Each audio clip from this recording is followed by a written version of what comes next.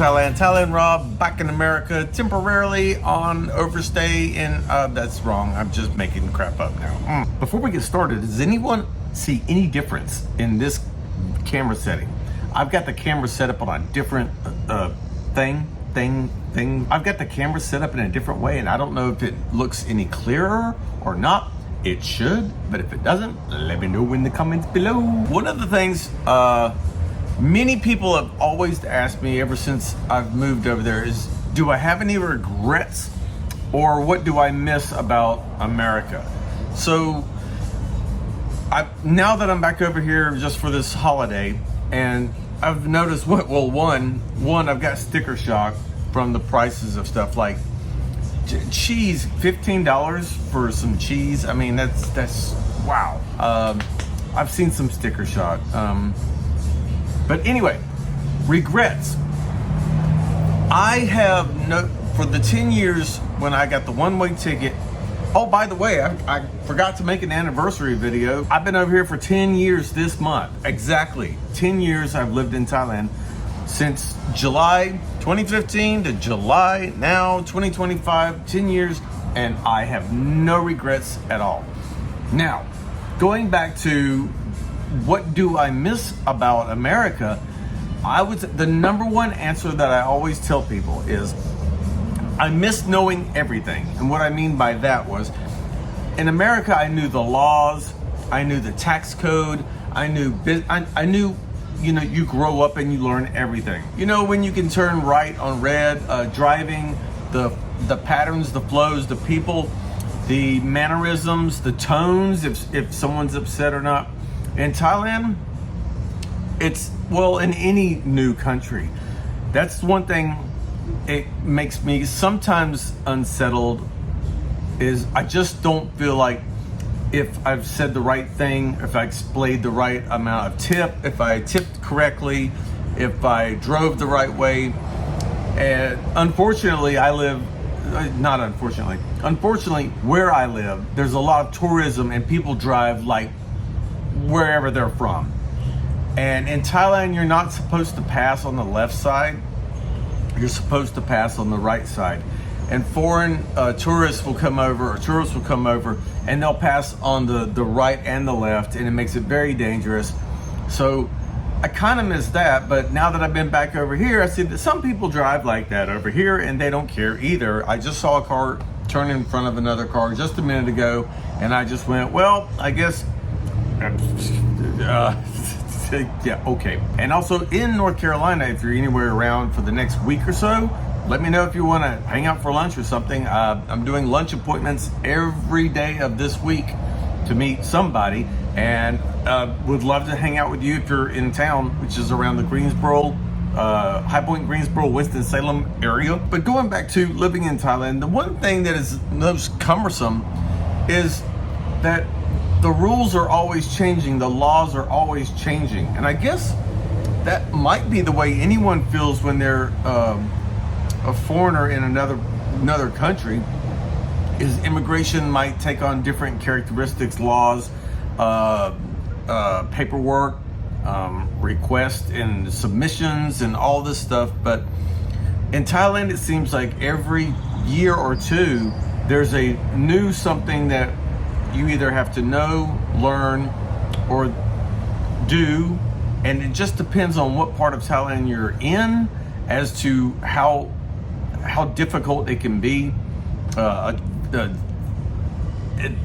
It's very difficult to explain. It's not unified across Thailand. That the immigration office in Phuket and the immigration office in Bangkok and the immigration office up in Chiang Mai will not actually be identical when you go in and you speak to the people.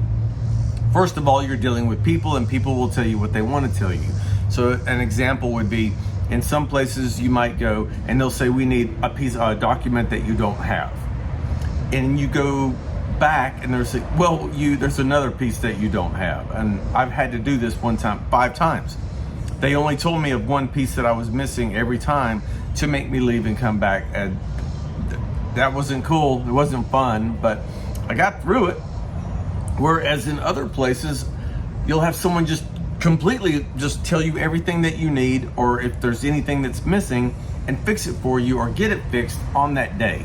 So that's I don't enjoy that. I don't enjoy that I can go online and get all the information that I need and it's current and up to date, send it in and get all of that done.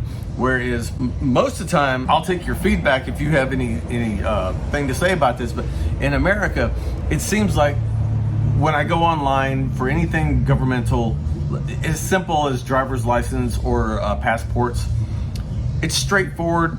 It's listed what I need. I do all the paperwork. Now what happens over here, it might take a little bit longer than I thought it was gonna take. That's one thing I've noticed. Getting passports back in your hand over here, or getting passports sent to you over here, can take a long time. I've done it, trust me. Getting your TSA pre-check can take half a year. Ask me how I know, just ask me. I double dog dare you. So I guess, yeah, that's about it. I mean, I just enjoy that when I come to America, I know how I'm driving. I don't, so far, knock on wood, so far I haven't turned into the wrong lane, driving on the right instead of the left. I haven't driven into anyone's lane this time. I have in the past, and sometimes in Thailand, in parking lots, I've gotten mixed up and I've went into the right lane instead of the left. But for the most part, all the defaults from living here for 47 years kick in, and I'm all good to go when I'm back over here. I do, you know, of course, obviously, you miss family and friends, but thank goodness for social media now and telephones that can just travel around the world, that I could just pick up the phone and call someone. Oh, by the way, if you ever have to do that, if you need a global phone number, I'll put the link in right there. It's the best. It has been a life's game changer for me, because instead of paying 25 cents a minute to call, like if I have a banking issue over here and I'm in Thailand, then I can use this app, and it's awesome. It's like for 45 minutes, you might spend 60 cents, 50 cents. It's wonderful. That's in the link below. And while we're talking about apps that I use constantly, NordVPN, I'll put that in right below it because that's my favorite.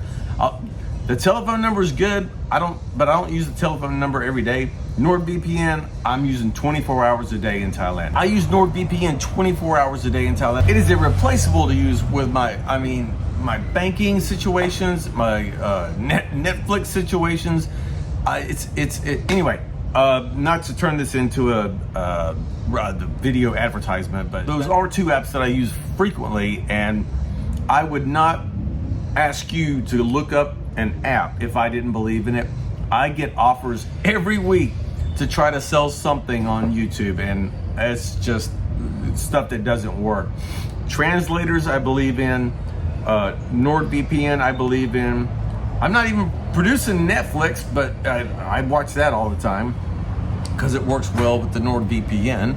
The phone numbers, how to get your phone number, how to get a global phone number, that works really well.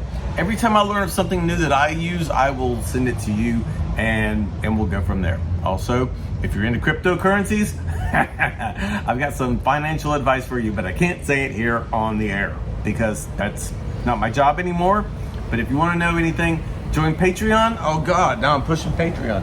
Anyway, become a Patreon member, sign up. I'll tell you anything you want to know on there that I can't say here on YouTube. And on that note, I'm gonna go and enjoy my time here at the restaurant, meet some friends. There's a birthday party happening tonight. Woo! And let me know if you noticed anything quality-wise different about this video. See you guys later. Bye. Can you take this asshole back to America, please? Goody goody. Don't forget that.